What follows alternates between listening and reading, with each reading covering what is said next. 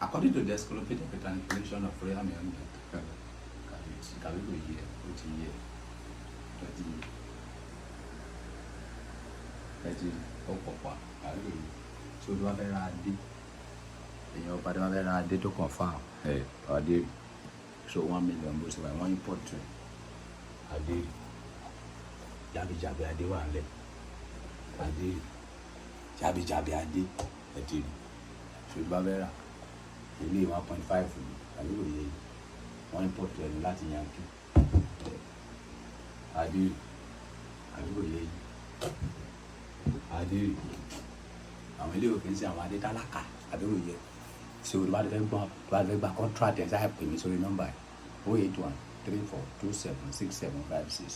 bóyá yèyé ọ̀sùn ní ẹni o bóyá ọba ìlú ní ẹni o bóyá ìjòyè ní ẹni o bóyá ìkòkò bàgàzà sùn ní ẹni o bóyá ọba ara ẹ ní ẹni o bóyá ọba owó ní ẹni o àwa máa ta adé àbẹ̀wò yẹ ṣé o tó bá ti rẹ́dí tó wẹ̀ bá ti wà lọ́wọ́ ẹ̀ kò sẹ́ndì sáìsì ẹ̀ kó dẹ̀ send ìró pósítà tó bá fẹ́ bó jẹ́ rélé ló fẹ́ ni o bó jẹ́ rélé ni o bó jẹ́ rélé ni o kò sí èlé tó fẹ́ kí o sẹ́lẹ̀ kò sí èlé táwa lè ṣe gbogbo lòwò làwà àbí kò yẹ so we deliver all over the world a lè deliver fún yẹn sí Yankee a lè deliver sẹ́ni wùyẹ àbí kò yẹ so tó bá ní ìdáwọn adé báyìí kó WhatsApp mi ní orí nọ́mbà yìí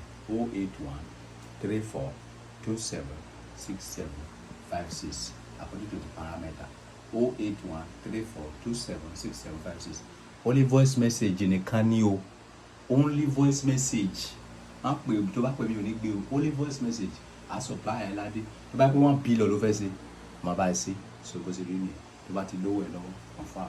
so bó jẹ́ ilé ìlú fẹ́ wàá máa snap pẹ̀lú ẹ bó jẹ́ ilé ìlú fẹ́ bó jẹ́ ilé ìlú fẹ́ ó wà nílẹ̀ bó jẹ́ eré ilé ìlú fẹ́ ó wà nílẹ̀ ṣé ilé tó bá fẹ́ ń bẹ̀ kó mu tó bá ti dúró ẹ̀ lọ́mọ kò sí ewu bó jẹ́ eré ilé náà ló fẹ́